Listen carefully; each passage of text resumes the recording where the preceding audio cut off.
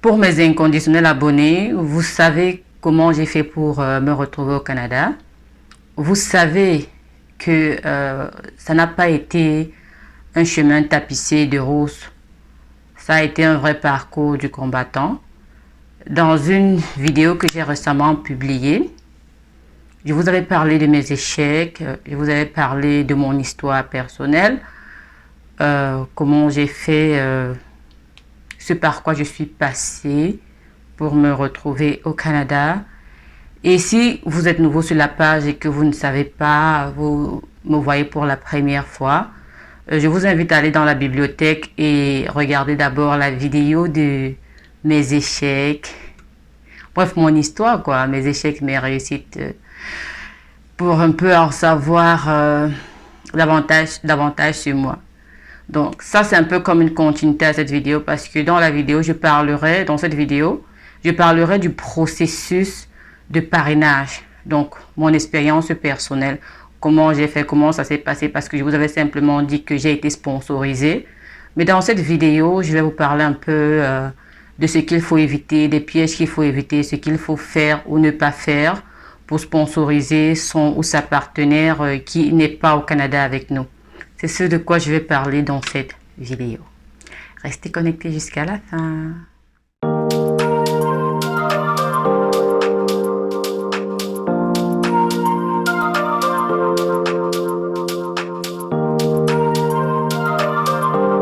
Salut et bienvenue sur Vicky K Channel. Si tu ne me connais pas encore, je suis sûre que tu as deviné que je m'appelais Vicky. C'est très évident de toute façon. Je vis au Canada, à Toronto, et je poste régulièrement du contenu sur le Canada, la vie au Canada et plein d'autres sujets qui pourraient t'intéresser. De toute façon, tu peux aller dans la bibliothèque pour savoir davantage, pour savoir un peu quels sont les sujets que j'aimais aborder. Dans la vidéo d'aujourd'hui, je parlerai du parrainage, comment ça se passe, du sponsor, ce qu'il faut savoir, ce qu'il faut éviter, comme je l'ai dit d'entrée de jeu. Je vous prierai de rester jusqu'à la fin pour en savoir davantage. Ne voyez pas à moitié et vous venez me poser des questions. Je ne vais simplement pas répondre parce que je l'ai déjà dit. Donc, respectez un peu le travail que je fais. Encouragez surtout, je dirais, le travail que je fais à regarder jusqu'à la fin. Et maintenant, si vous ne comprenez pas quelque chose que j'aurais dit, vous me posez la question, je vais répondre. Sur ce, on a un challenge sur lequel on est en train de travailler. Donc, je vois que ça ne bouge pas vraiment. Je ne sais pas si on va atteindre les 50 000 abonnés là à la fin de ce mois. C'est opération 50 000 abonnés. Donc, je vous attends. Vous qui regardez et qui ne vous abonnez pas parce que soi-disant, vous ne savez pas comment on s'abonne. C'est tout simple. Il y a un petit bouton là, rouge. Vous cliquez dessus et puis il y a la petite clochette de notification. Vous cliquez dessus parce que certains me disent « Oh, j'ai pas reçu la vidéo, j'ai pas vu la vidéo sur le Québec qui recrutait, j'ai pas vu ceci. » Parce que vous n'avez pas activé la clochette de notification. Vous devez la cliquer pour être averti lorsque je poste une nouvelle vidéo comme quand je vais poster celle-ci. Donc, l'abonnement, c'est gratuit, vous ne payez rien, c'est juste pour m'encourager, pour que mes efforts ne soient pas vains, pour que je ne me décourage pas en cours de route. Je remercie tous ceux qui s'abonnent, je remercie tous ceux qui commentent, je remercie tous ceux qui m'écrivent chaque jour pour me demander de continuer, pour m'encourager. C'est vous qui êtes ma force, honnêtement. Souvent, quand je veux abandonner, quand je fais par exemple une semaine sans poster, là, quand je pense à vous, je vais dire non, vous ne méritez pas ça. Donc, j'aimerais que chacun de mes abonnés, chacun de la communauté, de la famille soit comme cela. Donc, sur ce, on va commencer la vidéo. Je vous raconte donc mon sponsor, comment ça s'est passé. Il y a effectivement 3 ans. Avant d'entrer dans le sujet, j'aimerais expliquer pourquoi je ne conseille pas souvent aux gens de sauter des vidéos parce que soi-disant, on n'a pas parlé du thème qu'ils veulent écouter.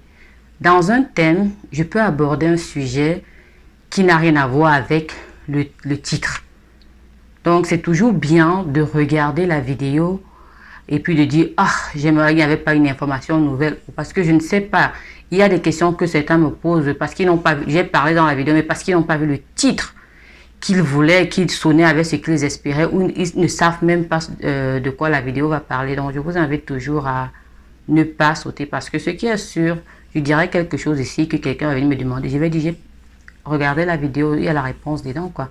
Parce que recevoir 500 messages par jour et y répondre, je risque de devenir folle. Et vous ne voulez pas ça, je suis sûre.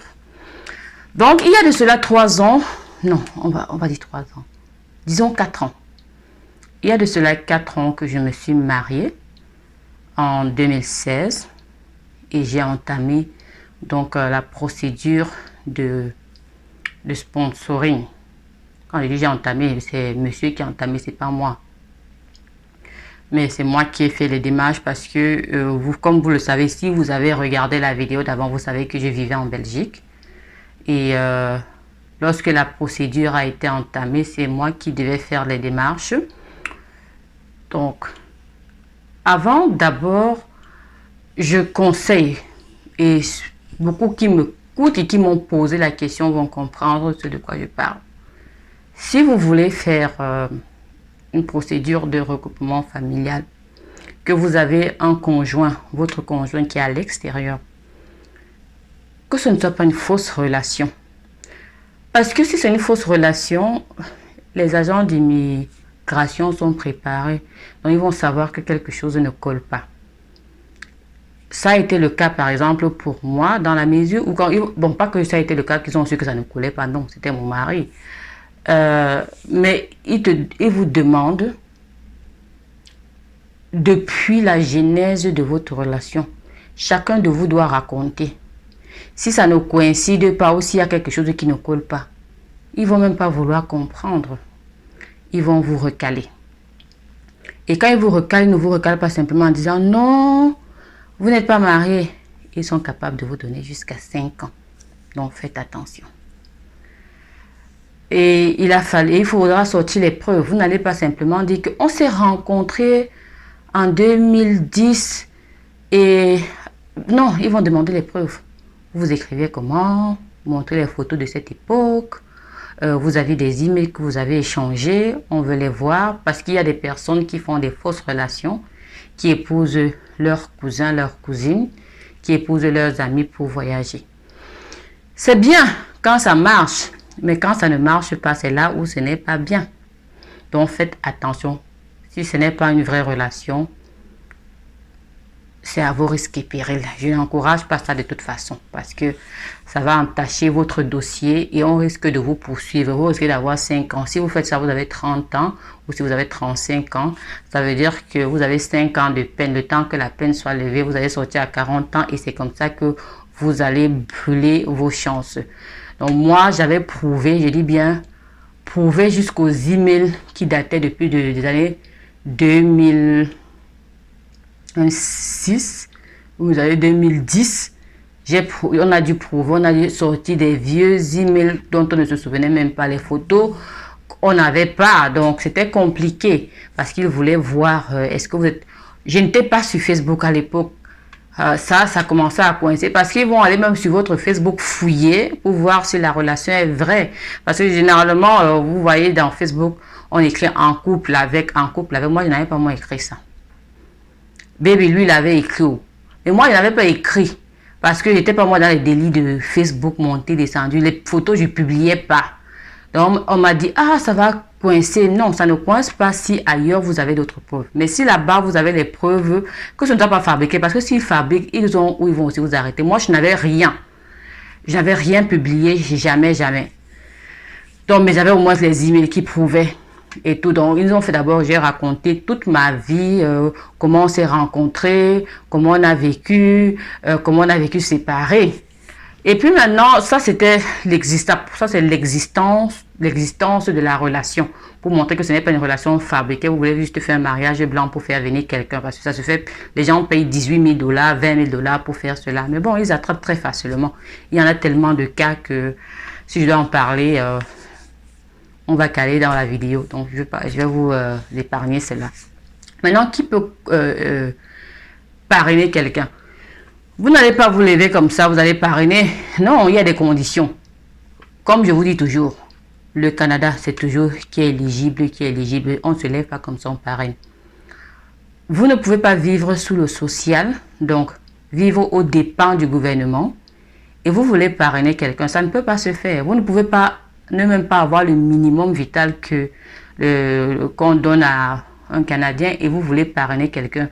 Parce que le Canada va se dire non, si vous parrainez cette personne, il est fort probable que ce soit notre charge. Nous ne pouvons pas ajouter une nouvelle charge sur ce que nous avons déjà. Ils vont vous refuser le parrainage.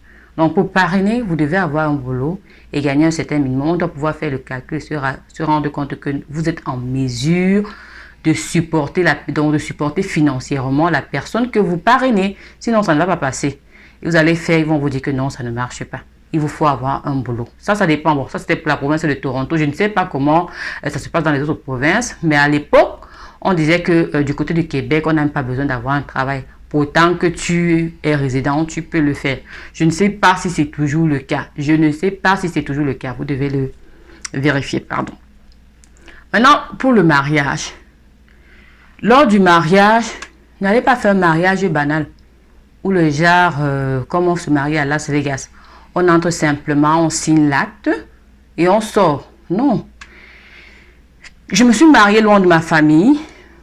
Et loin de, je vais dire entre guillemets, mes amis, parce que le mariage, c'est pas fait dans mon pays d'origine. Donc, il fallait juste faire un petit truc. Mais heureusement, j'avais ma soeur amie Raïssa Chanché, que je salue d'ailleurs, je jure. On a organisé le mariage ensemble. On a tout fait. On a fait un mariage. Et je raconterai un jour les péripéties du mariage. C'est l'ambassadeur lui-même qui a célébré le mariage pour X raisons. J'ai dit, j'en parlerai un jour. Donc, l'ambassadeur a célébré le mariage. Du coup, ça faisait déjà que le dossier était vraiment sérieux parce que l'ambassadeur c'est pas son travail, c'est pas à lui de célébrer le mariage. Mais pour nous, c'est lui qui l'a fait. Donc, ça faisait peser notre dossier. Et lors du mariage, il y a les photos, il faut qu'il y ait les photos de famille. On veut voir que le mariage est vrai. On ne veut pas voir juste un petit truc là, que c'est entre vous, où vous n'êtes même pas sérieux et tout. On dit embrasser la mariée, vous n'embrassez pas. Bref, il y a déjà les détails qu'ils vont regarder. Et même, j'ai vu des personnes à l'époque, à la même époque que moi, on leur a refusé le sponsoring parce qu'ils n'avaient pas le gâteau de mariage. Vous imaginez un peu. Moi-même, pour mon mariage, j'avais oublié le gâteau. J'ai dit que je suis terrible. J'avais oublié le gâteau. C'est donc ma soeur qui avait fait le gâteau surprise. Donc j'étais tellement stressée pendant cette période-là. Donc j'ai oublié le gâteau. Et elle a fait le gâteau. Donc, parce que je dis ça pourquoi, vous allez comprendre à la suite. Il vous demande d'envoyer les photos du mariage sur CD. Il vous demande d'envoyer les photos du mariage en copie, donc copie physique. Vous envoyez CD et copie physique. C'est ce qu'ils nous avaient demandé. Donc, j'ai envoyé tout un lot. Imaginez DHL a envoyé tout un lot de photos, de 200 photos. Ils veulent tout voir. Ils ont tout vu les photos. Ils ont vu les photos sur le CD. Ils ont vu les actes de mariage, tout ça. Ils ont, bref, tout le dossier. Et moi, lorsque je montais le dossier, j'ai fait directement avec les examens médicaux. Je n'ai pas attendu qu'ils me demandent les examens médicaux, puisque je connaissais déjà un peu. Donc, j'ai fait mes examens médicaux, j'ai envoyé un dossier complet parce que je voulais juste que le jour où ils m'écrivent, c'est pour me demander le passeport. Et c'est ce qui a été fait. Le délai, quand tu es en Europe, quand la personne qu'on parraine est en Europe, ça met moins de temps. Donc, moi, ça avait mis quelque chose comme 4 mois. Oui, 4 ou même pas 6 mois en tout cas. Bon, peut-être, je ne sais pas, je ne me souviens pas. Parce que j'ai commencé ça, je suis arrivée ici en juin. En juin, et j'ai été mariée. Non, qu'est-ce que je raconte? Ça a mis pratiquement... Waouh! Ça a mis pratiquement 1 an, maintenant que je me souviens. Oui, maintenant que je me souviens, ça a mis 1 an parce que je me suis mariée en juin 2016 et je suis arrivée en juin 2017. Mais bon, j'avais seulement traîné, donc ça n'a pas mis 1 an, je raconte n'importe quoi. Ça a mis... exactement maximum 6 mois. C'est moi qui avais traîné avant d'arriver parce que j'avais des choses à faire avant de partir. Bref, ça avait mis 6 mois pour être sûr parce que j'ai eu le visa, j'ai fait pratiquement 6 mois avant de partir. Oui, ça avait mis 6 mois, 4 à 6 mois. Je peux pas, je me souviens pas je sais que je suis arrivée en juin 2017 et j'avais le visa depuis. Je tournais seulement en rond là-bas, en Belgique. Et je ne voulais pas arriver en hiver. Donc, j'avais refusé d'arriver en hiver. C'est pour ça que je traînais surtout là-bas. Et je suis arrivée donc ici en été. Maintenant, quand vous avez le visa, quand faut-il partir? Moi, je vous conseille, dépendamment de combien la personne vous manque, dépendamment de ce que vous faites. Si vous avez un boulot et que vous devez quitter votre boulot, quittez toujours bien votre boulot. Donc, laissez un document comme quoi, donner du préavis et partez dans les bonnes normes, dans des bonnes conditions vraiment. Donc, quand faut-il partir? Vous avez 1 an de visa qu'on vous donne, ou dépendamment de la durée qui vous reste de validité sur votre passeport, il vous donne ce visa. Vous pouvez partir à n'importe quel moment. Quand vous arrivez au Canada maintenant, qu'est-ce qui se passe? Il se passe que vous commencez la vie de couple au Canada. Et la vie de couple au Canada, ce n'est pas comme la vie de couple partout. Pourquoi je dis ça? Je vais vous en parler dans la prochaine vidéo pour pas que la vidéo soit hyper longue. Donc, si je vous invite à ne surtout pas manquer la prochaine vidéo qui sera une vidéo très importante pour les couples et pour les couples en général, mais pour ceux qui vivent au Canada en particulier, parce que ça, c'est un sujet que certaines personnes m'ont demandé. Et il me fait un plaisir de partager avec vous ce que je pense et mon expérience aussi. Sur ce, je vous fais plein de bisous comme d'habitude. Je vous aime très fort. C'était Vicky K depuis Toronto. Bye bye.